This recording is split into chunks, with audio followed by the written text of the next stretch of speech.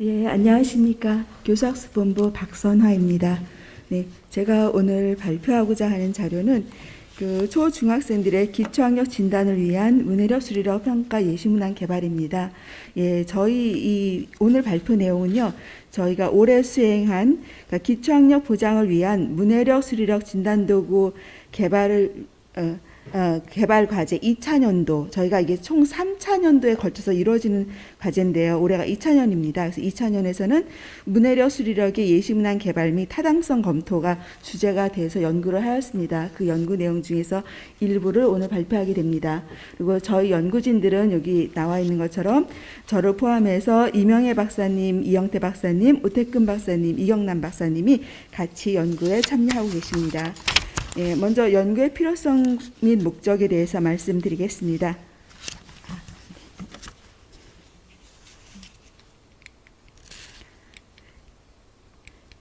예, 사실 학생들의 이제 꿈과 잠재력을 실현하기 위해서는 그 기반이 되는 기초학력이 탄탄하게 잘 구축이 되어 있어야 한다고 봅니다. 근데 많은 학생들이 학습 결손 때문에 많이 힘들어하고 있죠. 그래서 이런 학습 결손을 예방하고 조기에 보정할 수 있도록 하는 걸 정책적으로 지원하기 위해서 바로 얼마 전에 21년 9월 24일자로 기초학력 보장법이 공포되었습니다. 그리고 지금 열심히 시행령을 구체화해서 만들고 있는데요. 그래서 이 시행령은 내년도 2022년 3월부터, 그러니까 내년 새학기부터 시행이 들어갈 예정입니다. 그래서 이 기초학력 보장법에서는 교육부에서는 5년마다 기초학력 보장 종합계획을 수립해서 국가의 책무성을 강화할 예정이고요. 교육부나 시도교육청에서는 기초학력 지원센터를 지정 운영해서 모든 학생들의 기초학력을 보장하고 능력에 따라 교육을 받을 수 있는 기반 조성을 지원할 예정입니다. 또한 학교에서는 학습 지원 대상 학생, 그러니까 요즘은 학습 부진 학생이라든 용어 대신에 학습 지원 대상 학생 이런 용어를 쓰고 있어요. 그래서 학습 지원 대상 학생들의 조기 발견 및 지원을 위해서 기초학력 진단 검사를 해서 그거에 대한 그 결과를 바탕으로 보정 학습을 하거나 결과에 대해서 학생이나 학부모한테 피드백을 할 수 있도록 하고 있습니다. 현재로서는 기초학력 진단 도구로서 충남대에서 개발하고 지원하고 있는 기초학력 온라인 진단 보정 시스템 1종이 있습니다. 이게 한 종이다 보니까 활용하는 데 좀 제약이 많이 있고, 특히 이 보정 시스템은 직전 학년이나 학기 내용의 학습 내용 습득 여부만 진단을 하고 있어서 사실은 많은 학생들이 학습 결손이 그보다도 더 이전 단계에서 결손이 있는 학생들이 있거든요. 근데 이런 학생들을 진단해내지 못한다는 한계가 있습니다. 그래서 학생들이 지금 현재 어느 상태에 있는지를 좀 더 진단해서 그 결손 정도로 정확히 파악해서 거기서부터 출발해서 보정학습을 할 수 있도록 하는 그러한 진단 도구가 필요하다고 보입니다. 또한 학교에서도 이런 단 한 종류의 진단 도구보다는 다양한 종류의 진단 도구가 있어서 학교의 여건에 맞게 활용할 수 있도록, 즉 학교 전체적으로 시행할 수도 있지만 학급별로 또는 교사가 판단해서 일부 학생을 대상으로도 이렇게 다양한 상황과 여건에 맞춰서 활용할 수 있는 그러한 진단 도구를 요구를 하고 있습니다.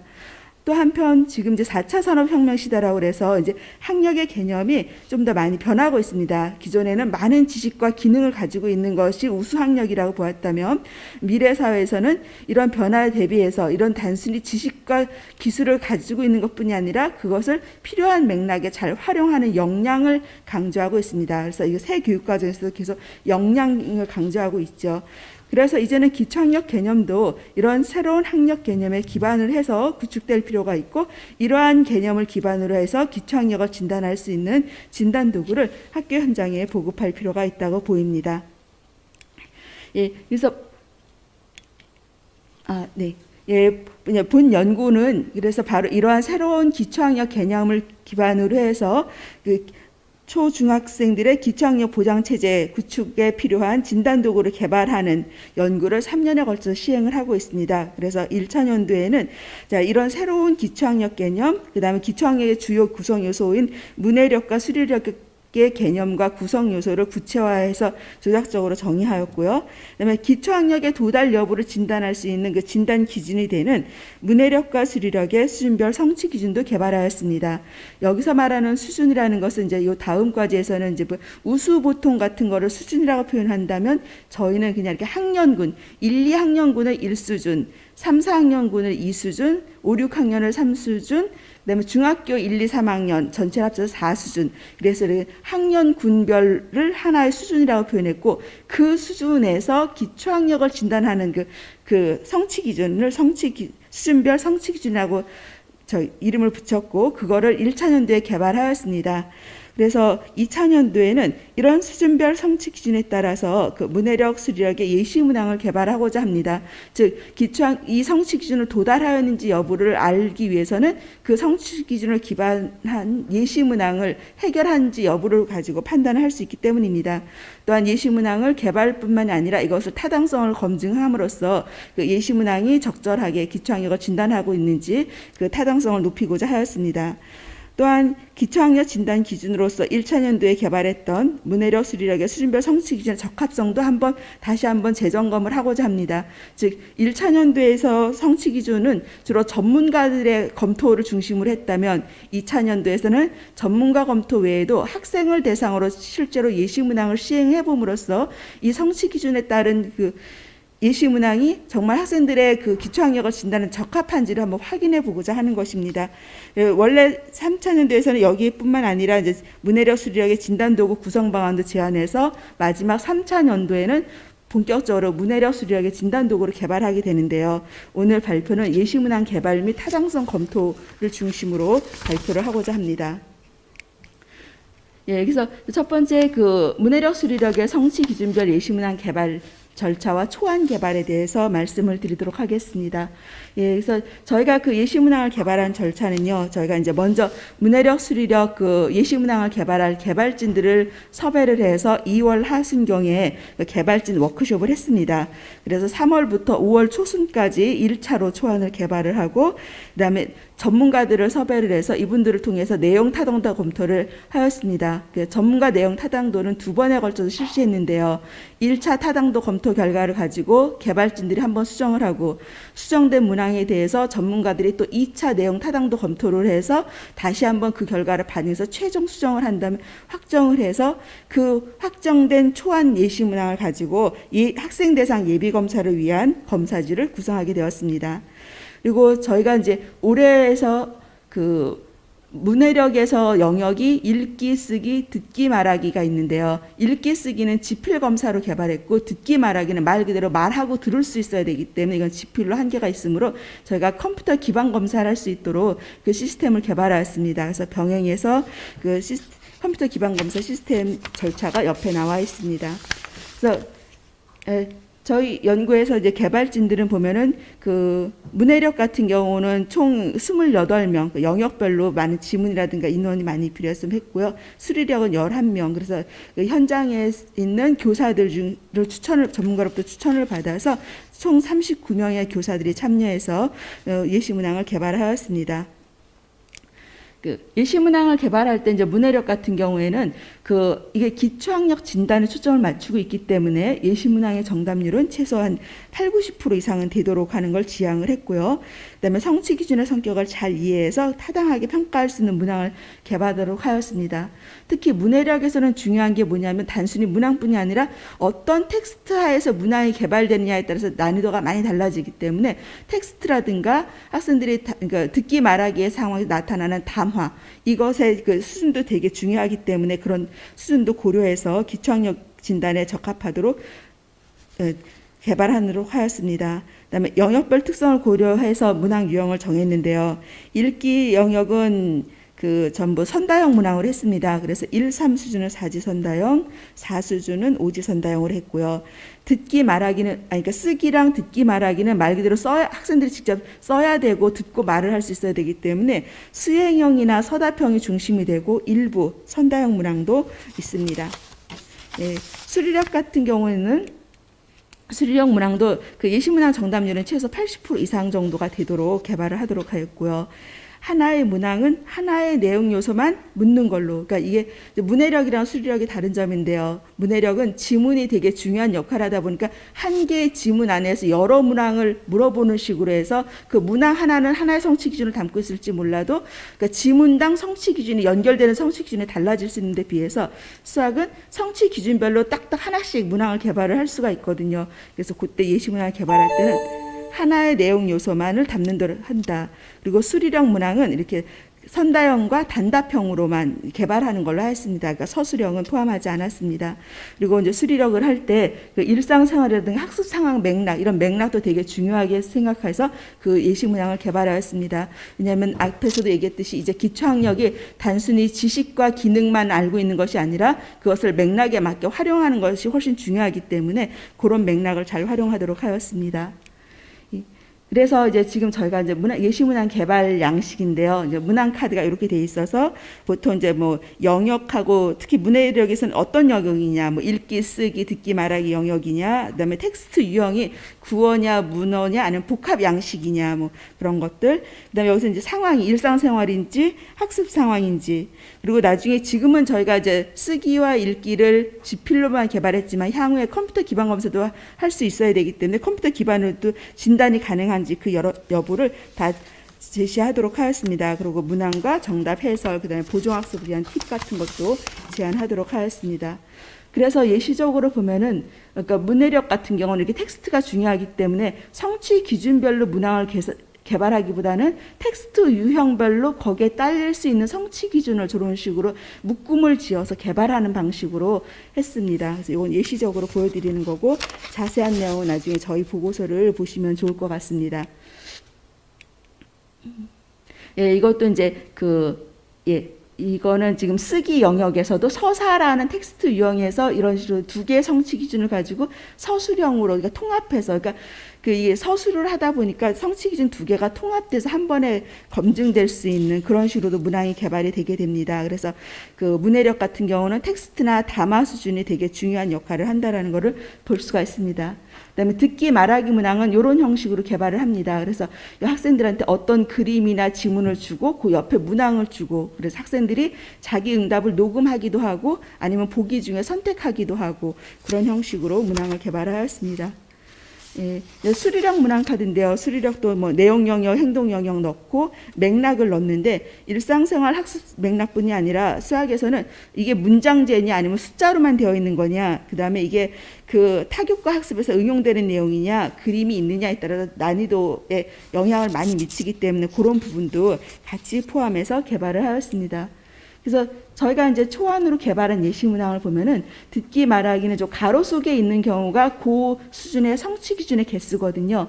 그래서 듣기 말하기의 1수준에는 그 성취 기준이 11개가 있는데 그 2배수가 되는 22개를 개발했습니다. 그래서 저희가 성취 기준별로 2배 내지 3배 정도의 문항을 개발을 하였습니다. 예, 그래서 특히 듣기 말하기라든가 쓰기는 그 나중에 활용도에 한계가 있어서 한 2배 정도로 개발하였고, 쓰기는 3배 정도에서 또 필요할 때는 한두 개 더 개발한다든가 하여튼 3배수 정도로 개발하였습니다. 그래서 요거는 저희가 이제 그 개발한 예시인데요. 이렇게 지문 하나 있고 한 문항이 나올 수도 있고, 지문 하나가 있고 2개 문항이 나오는 경우도 있습니다.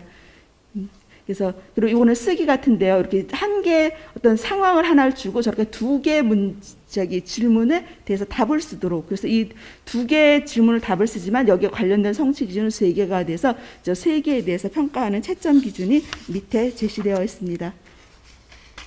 이거는 이제 그 듣기 말하기 문항인데요. 저런 식으로 이제 그림을 주고 그다음 음성으로 이 상황에 대한 이야기 설명이 나옵니다. 그래서 그 이야기를 들은 다음에 이 이야기에서 아버지가 세 아들들에게 하고자 하려는 얘기가 무엇인지를 이제 자기 생각을 짐작해서 녹음을 하라고, 그래서 녹음 버튼 누르고 아버지가 아들들한테 얘기하고 싶었던 얘기가 뭐다라는 걸 자기 생각을 녹음을 하면 됩니다. 그리고 녹음 완료를 한 다음에 다음 문항 넘어가는 식으로 이렇게 문항을 개발하였습니다.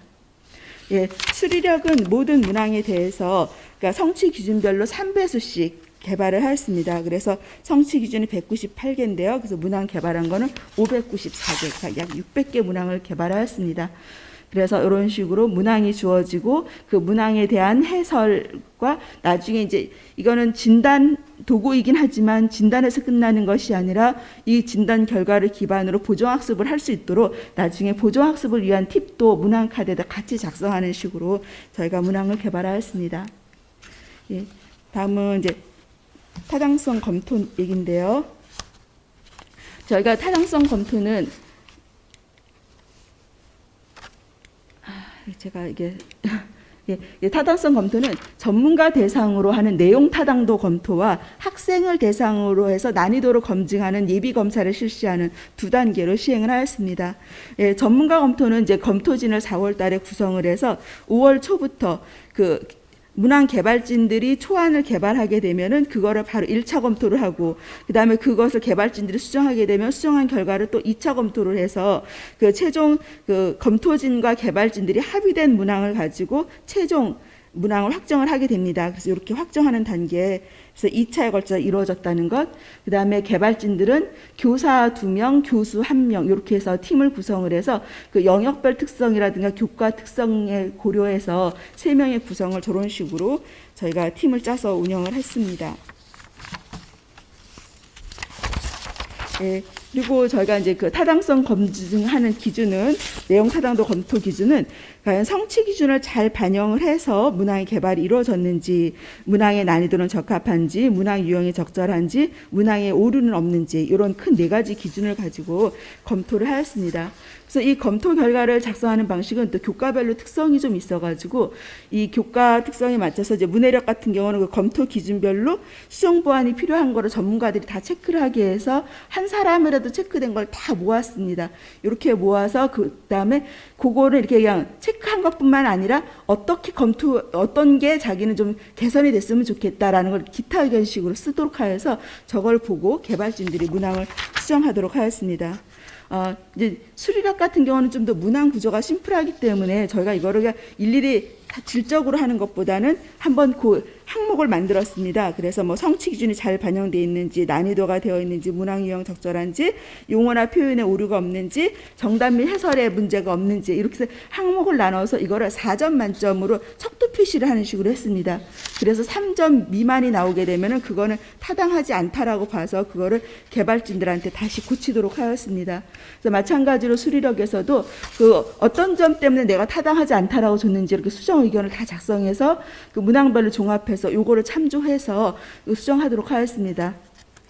그렇게 해서 이걸 마찬가지로 2차에 걸쳐서 내용 타당도 검토를 해서 저희가 이제 문항을 최종 확정을 하게 되었습니다. 그 다음에 이제 학생을 대상으로 정말 이것이 기초학력을 진단하는 데 적합한 난이도인지를 보기 위해서 그 난이도 검사를 했는데요. 저희가 이제 대도시, 중소도시, 읍면 지역으로 각 검사지별로 최소 100명, 즉 3개 지역을 합치면 300명 정도가 응시할 수 있도록 표집학교를 선정을 했습니다. 그래서 초등학교 3학년부터 중학교 3학년까지가 기본인데, 수리력 같은 경우는 이제 안 배운 내용은 시험을 볼 수가 없기 때문에 고등학교 1학년도 일부 섭외를 해서 같이 검사를 하게 됐습니다.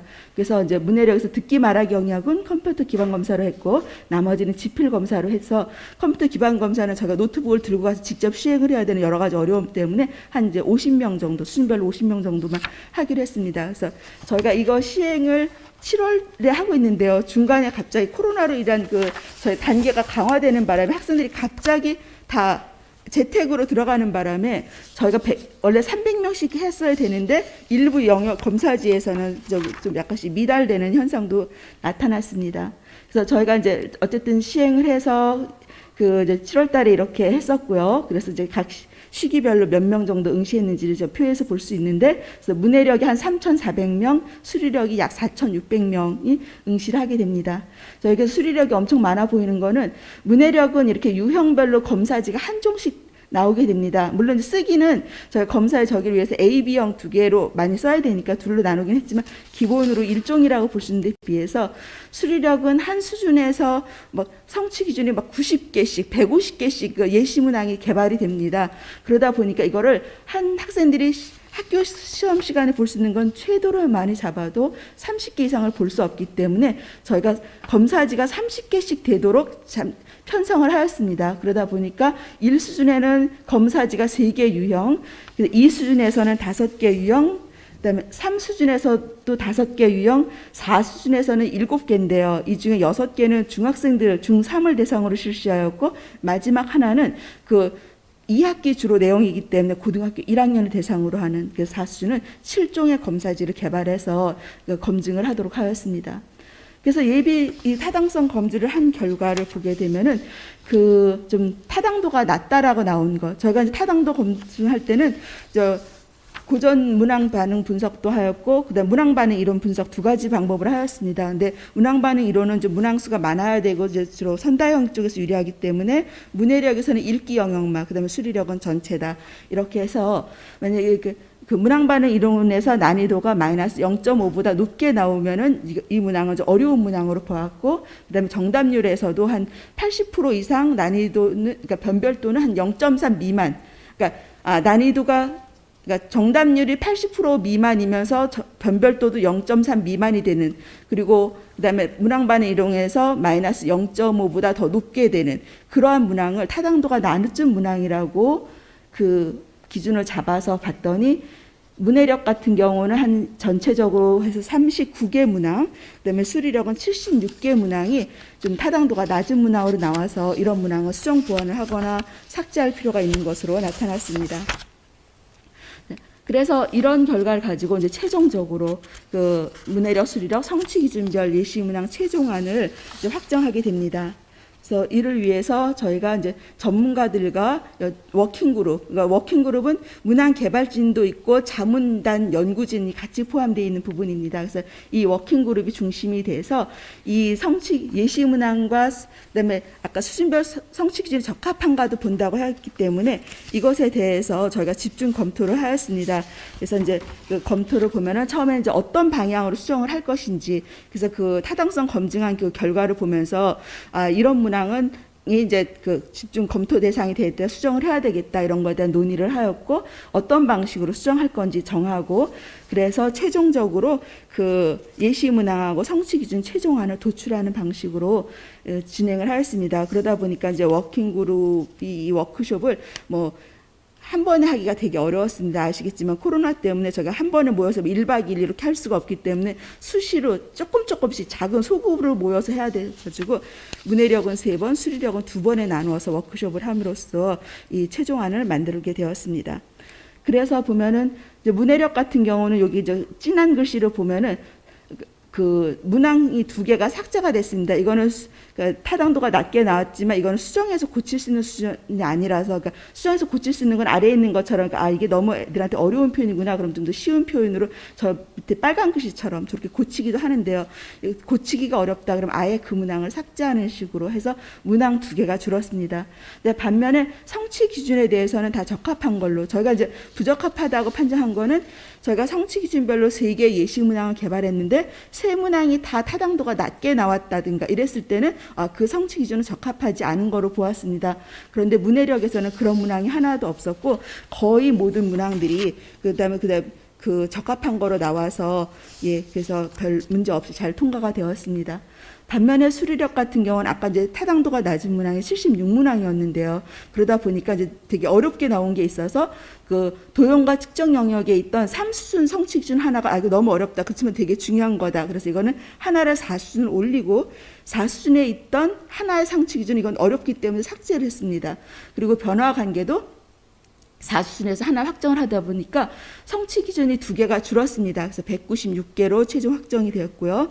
그다음에 이렇게 문항은 이제 수정 보완을 저희가 거의 다 해서, 그러니까 이동하는 건 같이 이동을 했고 삭제되는 거는 그 문항까지도 같이 삭제가 되는 식으로, 그리고 나머지 문항은 이런 식 수정 방향을 이렇게 정리해서 이 방향에 맞춰서 다 수정을 했습니다. 다만 저희가 이번에 저희가 이제 개발하고 수정 보완한 문항은 내년도 진단 도구의 그 문항으로 활용할 예정이라서 이건 저희가 이제 보완으로 묶었기 때문에 예시적으로 보여드리기는 어려워서 여기서는 생략을 하였습니다. 그래서 이제 결론입니다. 그래서 저희가 이제 1년 동안 이런 연구를 하였는데요. 그래서 이 연구를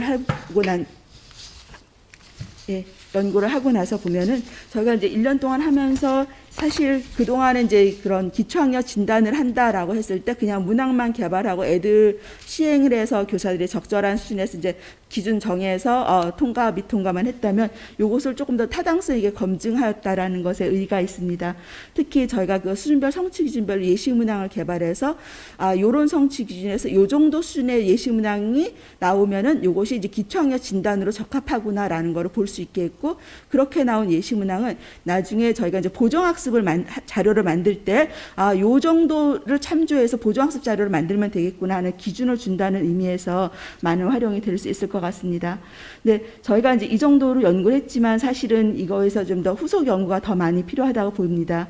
내년도 진단도구 개발뿐만 아니라 저희가 이번에는 컴퓨터 기반 검사를 저희 연구 여건과 여러 가지 한계 때문에 듣기 말하기 영역에 대해서 한정해서 했지만 요즘 보시면 아시겠지만 사회적으로 좀 디지털 전환해가지고 다 모두가 이제 컴퓨터 온라인상에서 다 구현될 수 있도록 하고 있고 컴퓨터 기반 검사 나아가 컴퓨터 적응 검사로 나가는 체제이기 때문에 앞으로 우리도 그런 방향으로 계속적으로 나갈 필요가 있다고 보입니다. 특히 저희가 지금 저희 연구의 초점은 진단도구 개발이기 때문에 그 개발에 필요한 그러니까 문항 풀을 확보한다든가 평가 틀을 확정한다든가 이거에 초점을 두고 있지만 더 중요한 것은 그것을 기반으로 해서 학생들한테 너는 어느 부분이 부족하고 어떤 거를 더 어떻게 공부하면 된다는 구체적인 지침을 주고 그다음에 실제로 학습할 때 학습 자료를 제공하는 게 굉장히 중요하다고 봅니다. 물론 저희 평가원에서 그와 관련된 스탁 연구를 진행하고 있지만 아직 그 일부 영역만 되고 있어서 나머지 영역이라든가 중학교 단계도 더 필요하다고 보입니다. 그래서 학생들한테 이 진단검사 결과를 기반으로 보정학습을 할 수 있는 그런 자료도 계속 개발해서 계속 지속적으로 지원을 하는 것이 필요하다고 보입니다. 네, 이상으로 발표를 마치겠습니다.